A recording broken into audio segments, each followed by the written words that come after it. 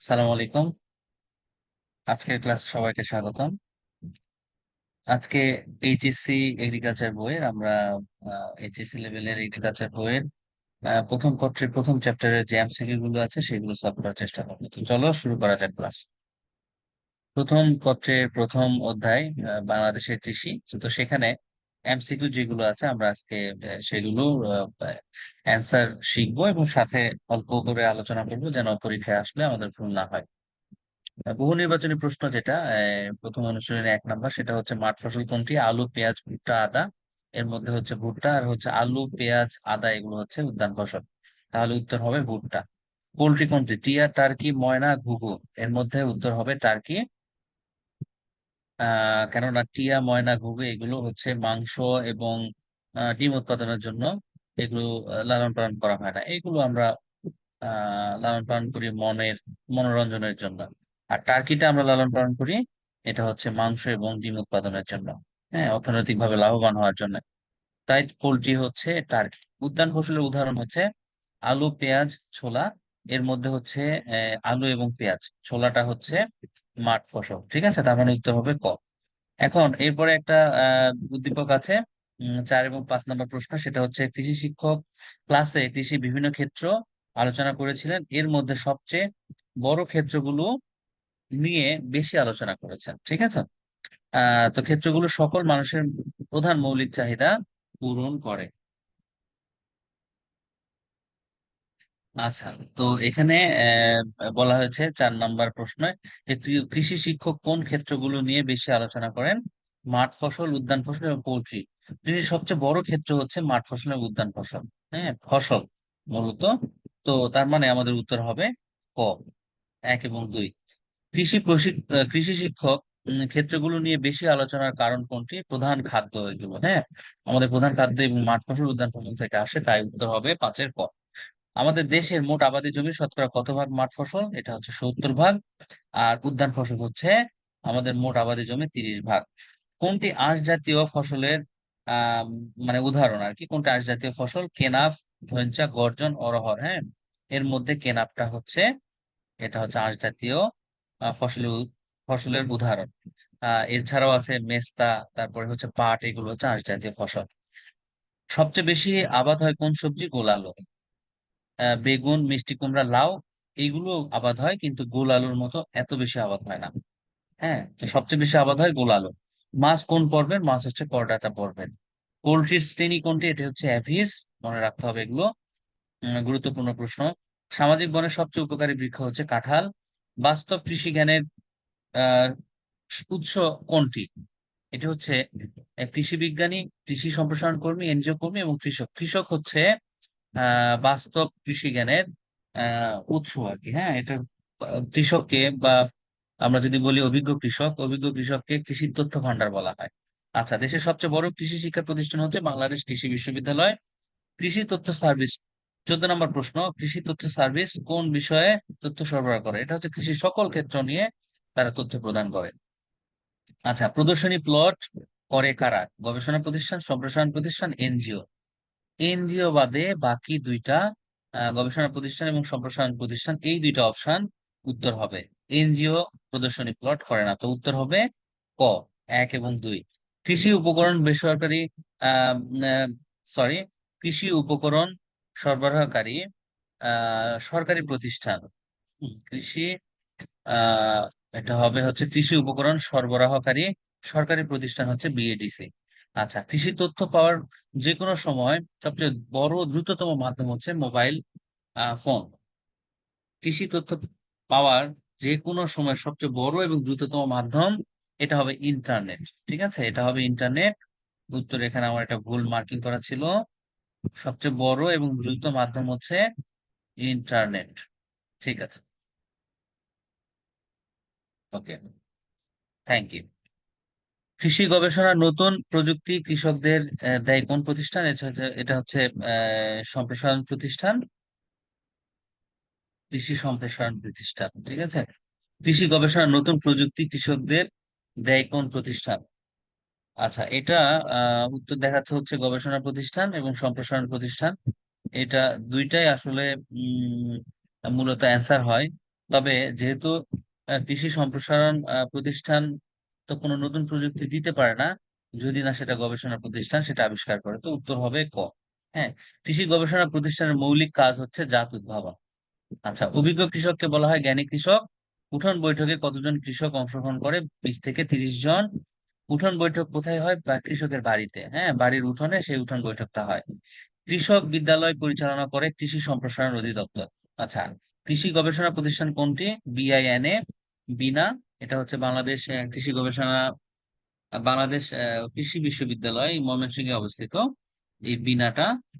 তো এটা হচ্ছে, এটার পূর্ণরূপ হচ্ছে Bangladesh institute of nuclear agriculture. আর বাকি যেগুলো আছে এটিআই, বিএডিসি, বিএইউ, এগুলো কিন্তু গবেষণা প্রতিষ্ঠান না। হ্যাঁ, এটা হচ্ছে কৃষি উৎপাদন সরবরাহকারী প্রতিষ্ঠান বিএডিসি। বিএইউ এটা বাংলাদেশ এগ্রিকালচারাল ইউনিভার্সিটি, এটা কিন্তু শিক্ষা প্রতিষ্ঠান। এটিআই এগ্রিকালচার ট্রেনিং ইনস্টিটিউট, এটা শিক্ষা প্রতিষ্ঠান। তো আছে হচ্ছে গবেষণা প্রতিষ্ঠান কোনটি? উত্তর হবে বিনা। এরপর 25 নম্বর হচ্ছে কৃষক সভা কখন করা হয়? এটা নির্দিষ্ট তারিখে করা হয়, একটা মাসের নির্দিষ্ট তারিখে করা হয়। সরকারি কৃষি তথ্য সেবার উৎস কোনটি? কৃষি তথ্য সার্ভিস, ইন্টারনেট, বিএডিসি। এটার মধ্যে উত্তর হবে কৃষি তথ্য সার্ভিস এবং বিএডিসি, যেহেতু সরকারি কথাটা আছে, ইন্টারনেট তো সরকারি না। ঠিক আছে, তার মানে ইন্টারনেট বাদে বাকি দুইটি। এরপর একটি উদ্দীপক আছে, 27 এবং 28 নম্বর প্রশ্নের উত্তর দিতে হবে। সেটা হচ্ছে মজিদ কৃষক বিদ্যালয়ে গিয়ে উপকারী পোকা চিনতে পারে।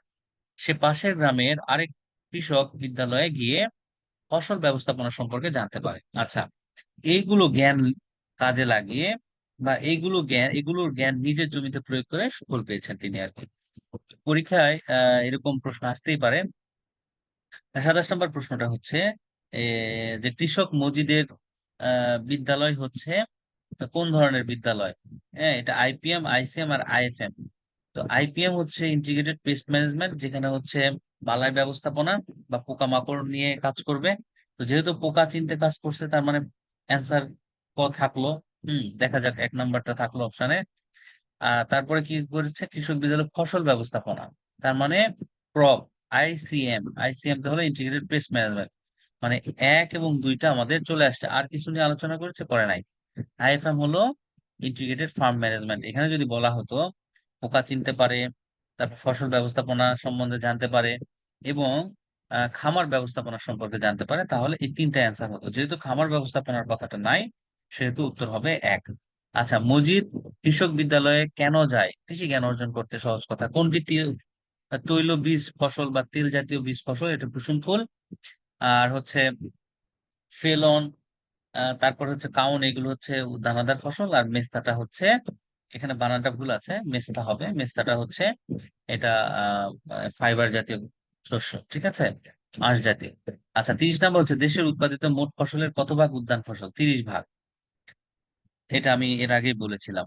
কৃষক বিদ্যালয়ে এক ক্লাসে কতজন কৃষক শ্রেণী থাকে? 50 জন। কৃষক সভায় কৃষক থাকে 50 থেকে 60 জন। আর উঠান বৈঠকে থাকে 20 থেকে 30 জন। ঠিক আছে। আচ্ছা, সরকারি কৃষি প্রশিক্ষণ ইনস্টিটিউট কয়টি? 16টি।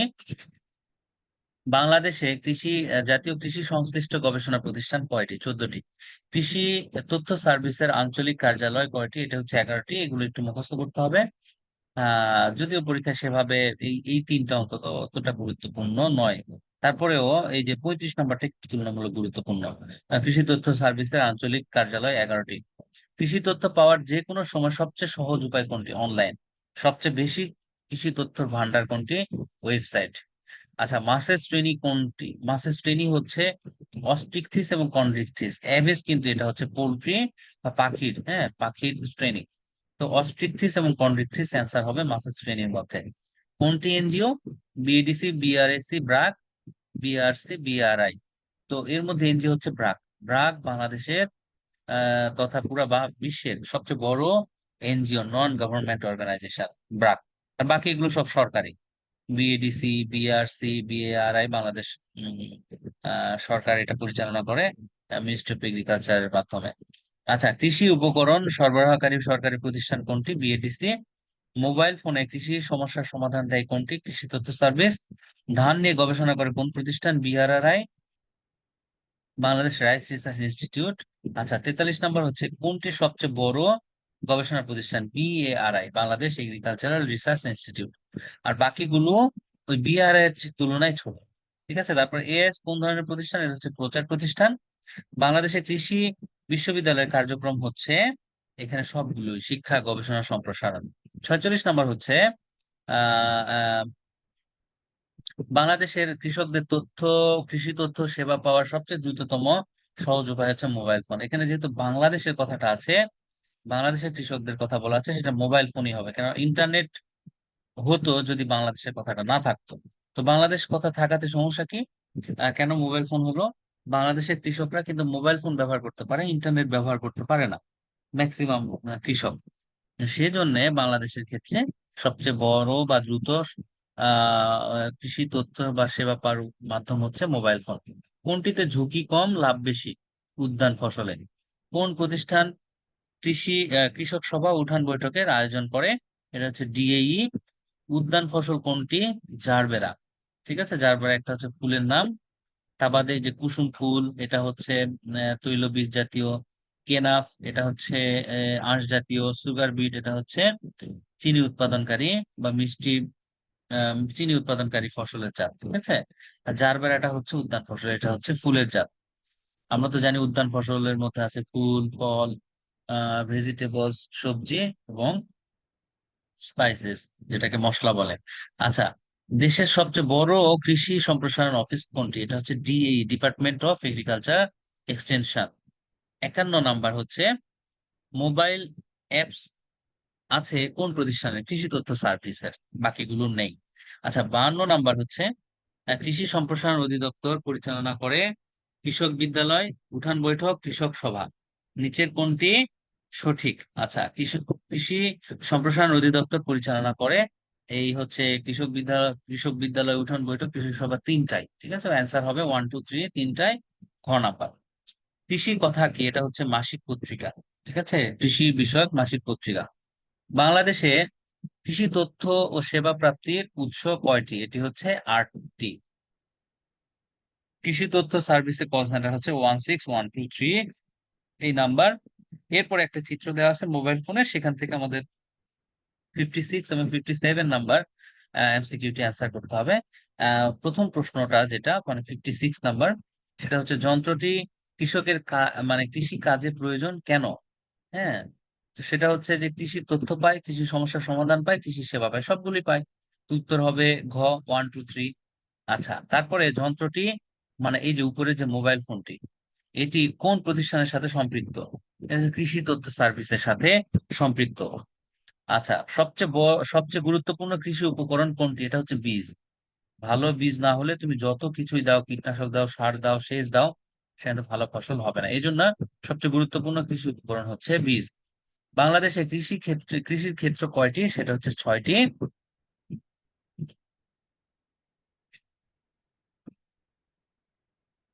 আচ্ছা, বাংলাদেশে কৃষি বিশ্ববিদ্যালয় কত সালে প্রতিষ্ঠিত হয়?